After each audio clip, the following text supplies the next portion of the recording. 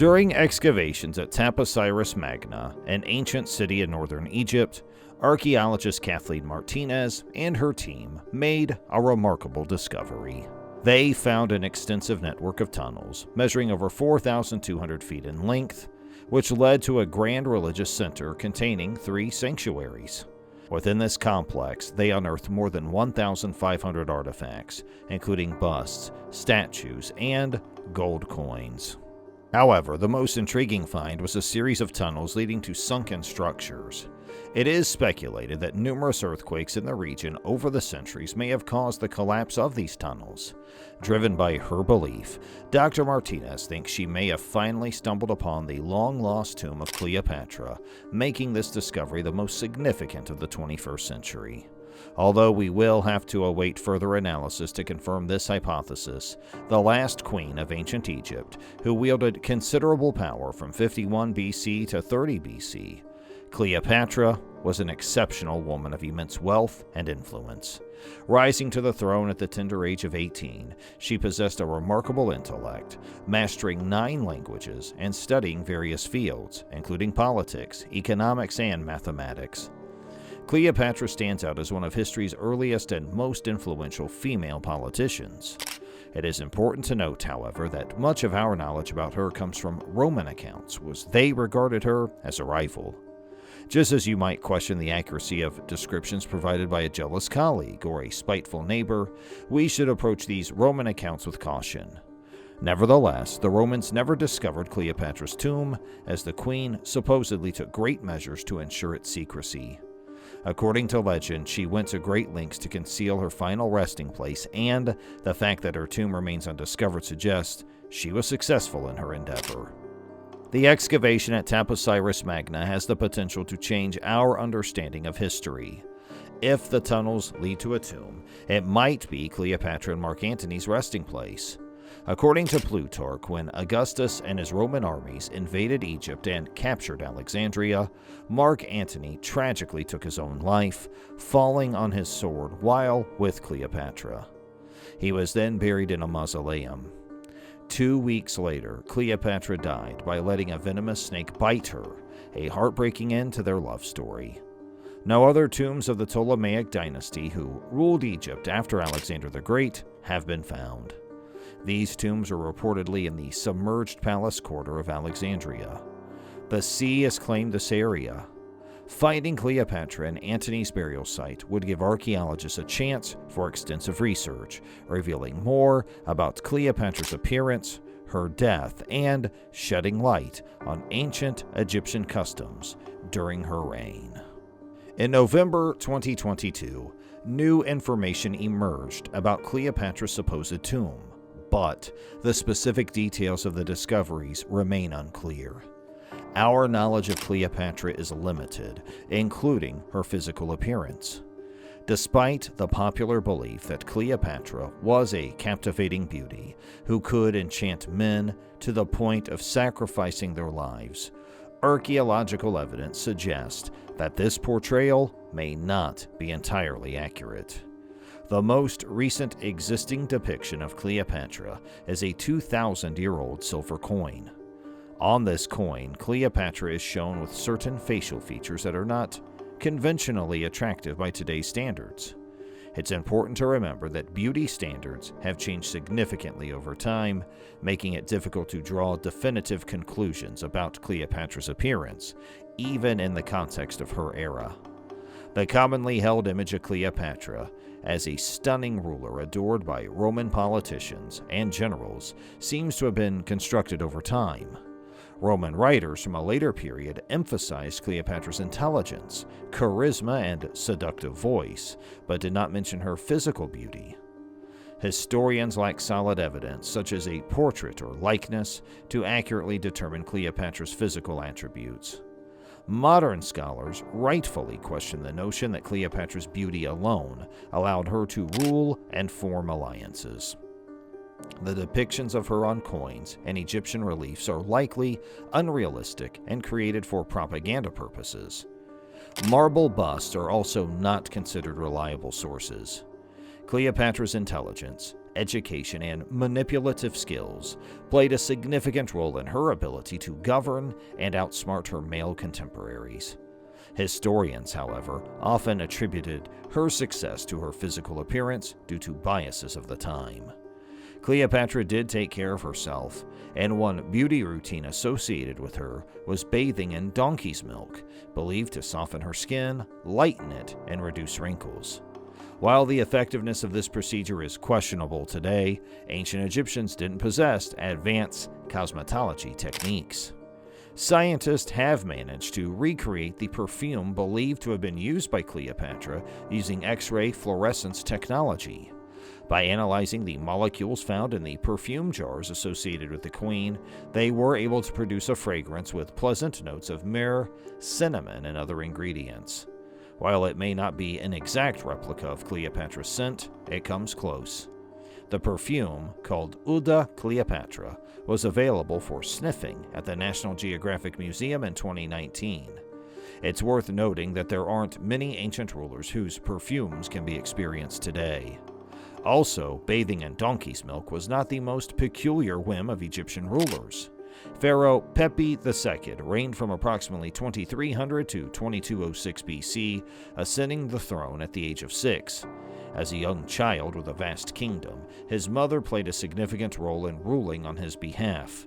Being spoiled, Pepi II exhibited typical childlike excitement when he received a letter from an explorer named Harkov, who claimed to have seen a dancing pygmy. Historians consider Pepi's response, written when he was about 8 years old, as one of the most human letters from that era.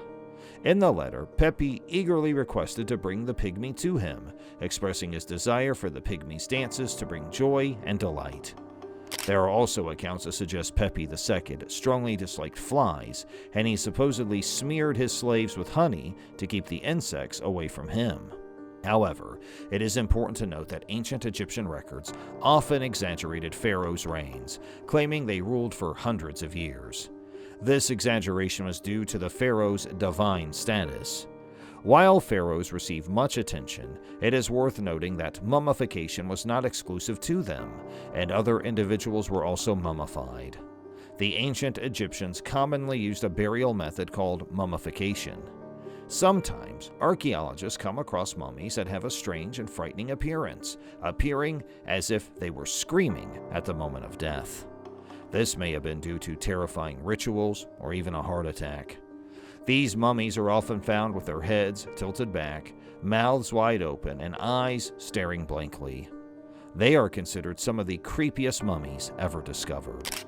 For instance, there is a mummy of a woman who died about 3,000 years ago, and her pose appears to be a terrifying scream. Initially, it was suggested that her cause of death was a heart attack, and the shock of it caused her jaw to open and remain frozen in that position due to the stiffness of rigor mortis. Since she was already mummified, her body did not decompose, leading to her eerie appearance. However, some scientists doubt this theory and argue that her mouth probably opened after death. They point out that rigor mortis typically sets in 2 to 3 days after death, while the mummification process takes more than 70 days. Therefore, if the woman died of a heart attack, her jaw would have returned to its normal position before mummification was complete. The reason behind the open-mouthed appearance of some mummies can be attributed to a few factors. Firstly, it is believed that the wrappings around the jaw of many mummies were not tightly secured, leading to the mouth naturally opening. This is a common occurrence in mummies. Additionally, the drying out of the soft tissues during the mummification process can cause the jaw to have more space and contribute to the open-mouthed appearance, creating an effect that resembles a scream. However, there is another plausible explanation for why a mummy's mouth may be found in an open position. In 2006, a woman from the 16th century was found among the plague victims in Venice, Italy. Her jaw had been held open with a brick after her death, which was the result of a belief in vampires during medieval times. People had various fears about what might happen after death because they didn't understand decomposition well. When the stomach decomposes, it releases a dark fluid resembling blood that could flow from the nose and mouth of a corpse. During plague outbreaks, tombs and mass burials were reopened, and gravediggers would come across decomposing remains. If a corpse had this fluid coming from its mouth, it was seen as a sign of vampirism. Sometimes the fluid would wet the burial shroud near the mouth, causing it to sag into the jaw and giving the appearance of the corpse chewing on the shroud. There was a belief that vampires could spread the plague by chewing the shroud and infecting people. Placing a brick in the vampire's mouth was believed to prevent the disease from spreading.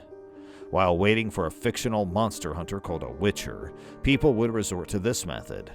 Similarly, in Poland, there is evidence of specific burial practices associated with vampire folklore, such as placing sickles around the necks of the deceased or rocks in their jaws, resembling ancient Egyptian practices. These measures aim to sever the vampire's head if it attempted to rise and prevent it from feeding on innocent people. According to ancient lore, vampires were believed to lose the use of their hands. Certain conditions were thought to put a person at risk of becoming a vampire after death, such as dying without being baptized, dying violently, being the first to die in an epidemic, or passing away far from their hometown. While it is uncertain if these factors enhance the qualities of vampires, the individuals found in vampire burials in Poland were likely locals who fell victim to the cholera epidemic. It was difficult to determine the order of their deaths, leading to a cautious approach in the burials. While it may not come as a surprise that vampires are merely a product of our ancestor superstitions, there is an intriguing case of hobbits who actually existed. These hobbits, unlike the popular depiction with big hairy feet, resided on the Indonesian island of Flores. In the early 2000s, paleoanthropologists primarily believed that only modern humans, Homo sapiens, had the capability to venture beyond continents.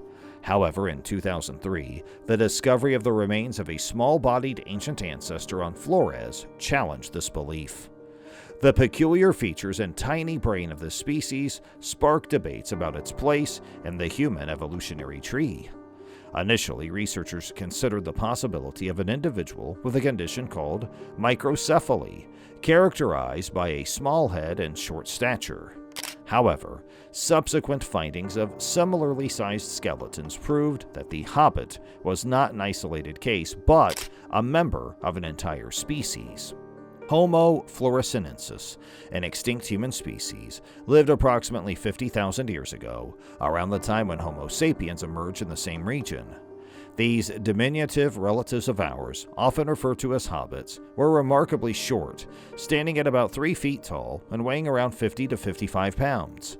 Their brain size was significantly smaller, measuring about 23 cubic inches, which is roughly 1/3 the size of our own brains. The hobbits' skeletal remains closely resembled those of children, but the presence of fully developed wisdom teeth confirmed that they were adults. Their skeletal structure exhibited distinct characteristics including broad hip bones, short collarbones, noticeable flat feet, and an unconventional positioning of the shoulder joint. The unique anatomy of the hobbits necessitated greater knee bending during movement, resulting in a slower pace of locomotion. Unfortunately, their evolutionary trajectory could not keep pace with the changes experienced by other hominin species. Why did these ancient people fail to evolve in the usual manner? Various theories have been proposed to explain this phenomenon. Initially, it was hypothesized that a population of Homo erectus, possibly arriving from Java, settled on the island of Flores.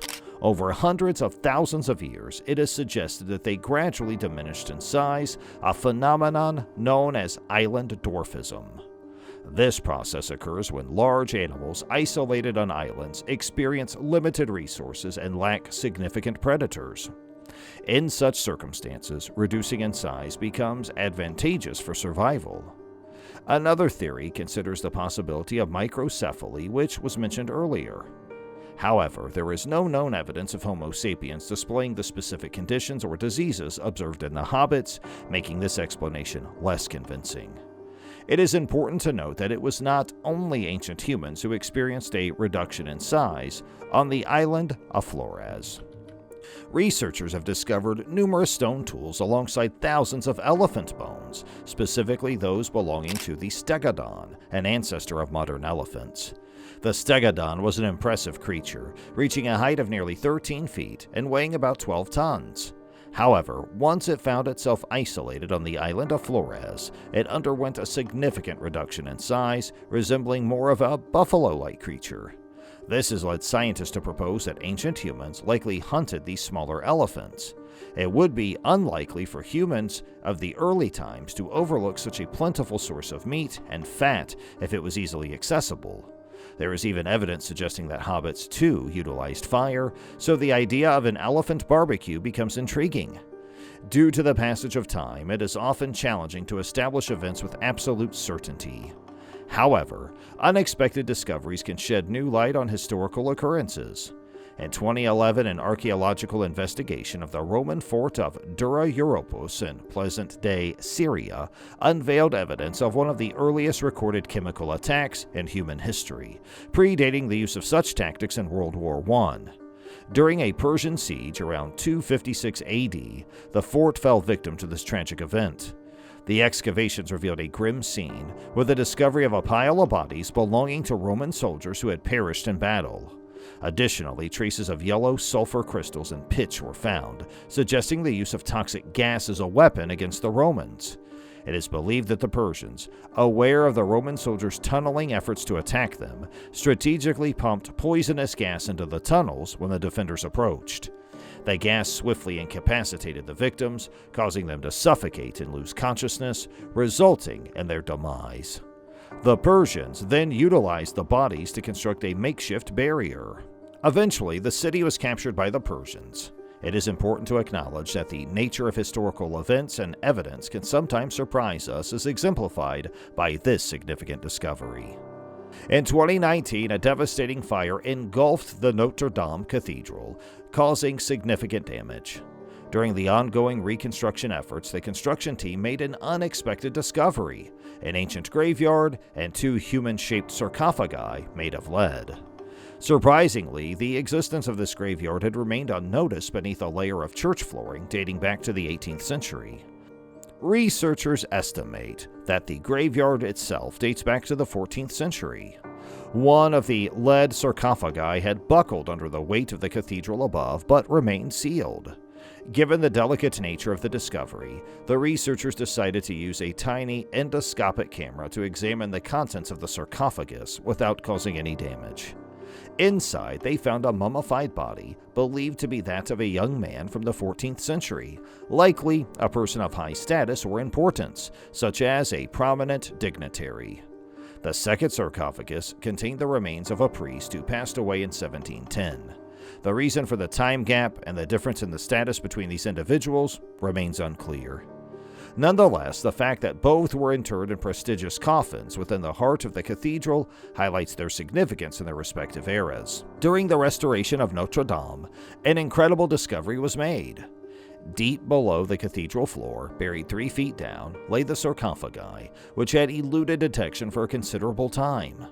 This hiding place had effectively safeguarded them.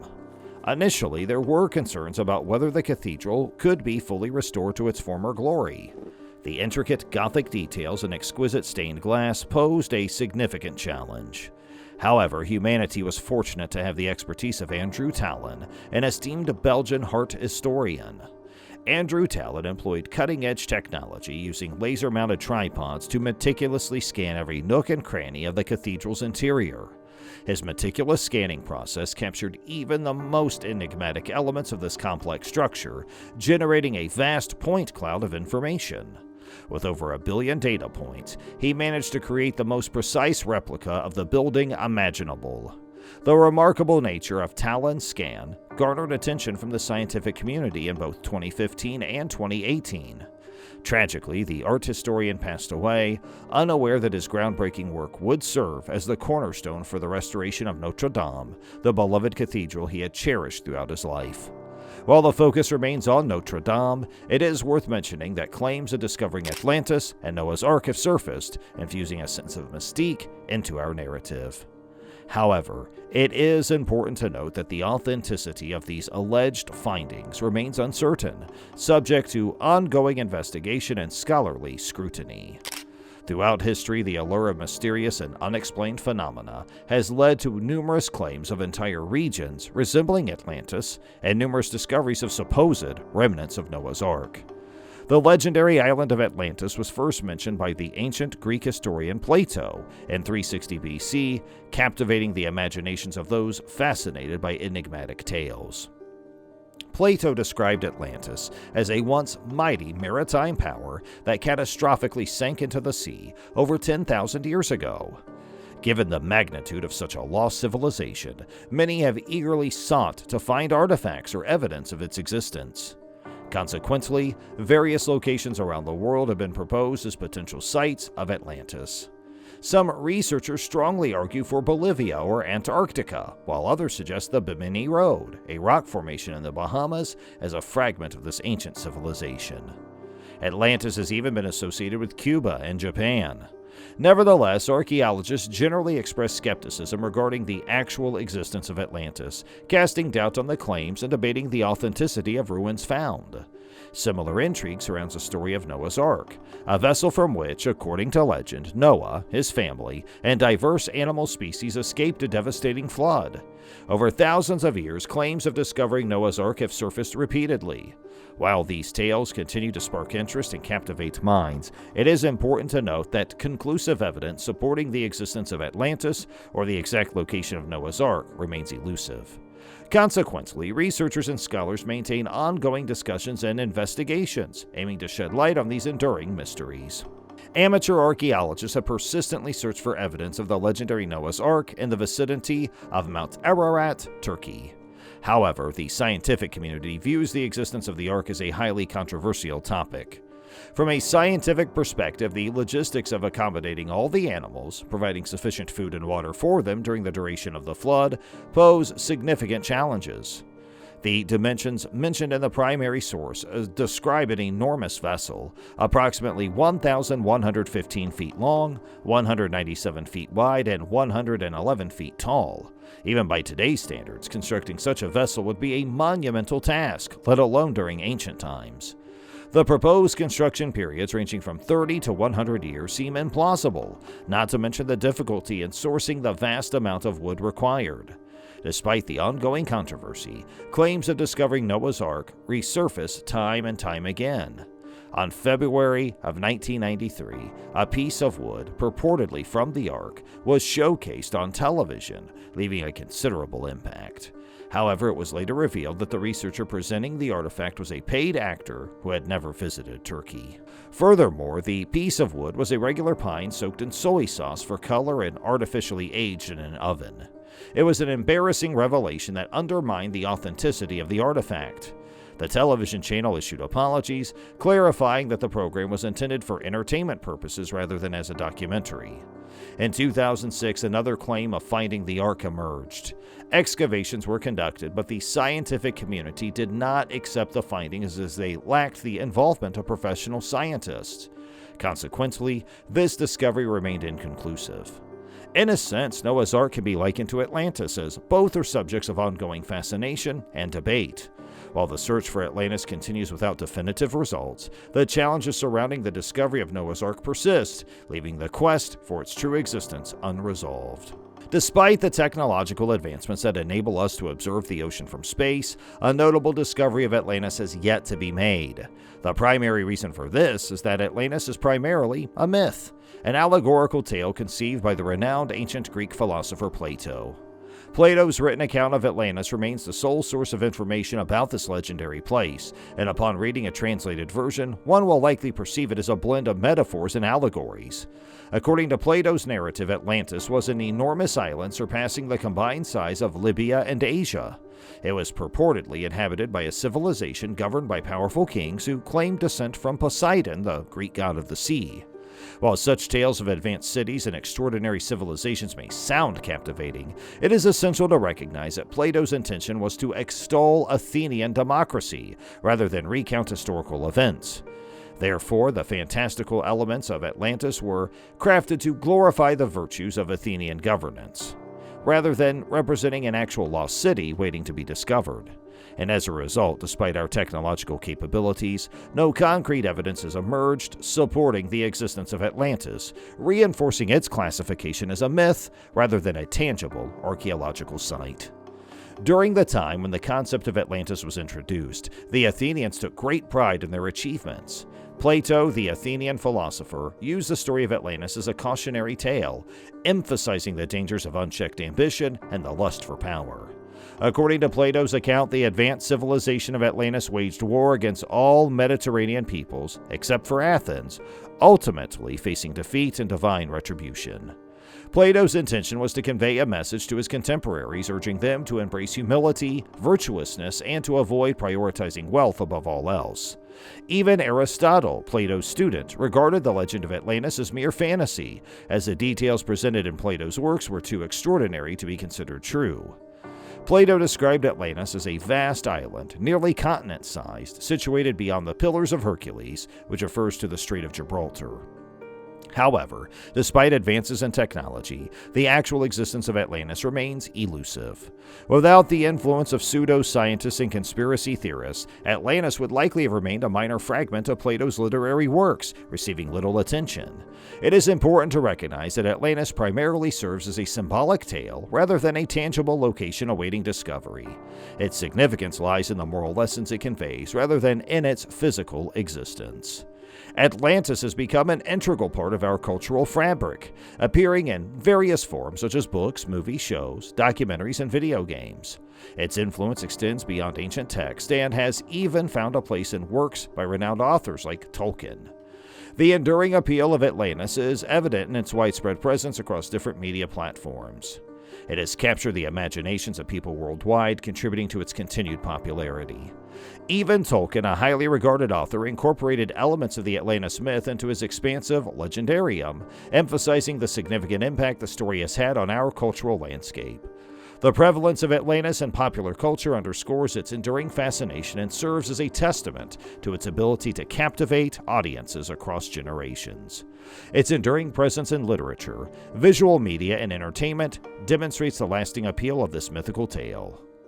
And that's it for today's video. Hey, let us know in the comment box what you thought about it, and make sure you like and share it with your friends. And please don't forget to subscribe to our channel, and thanks for watching.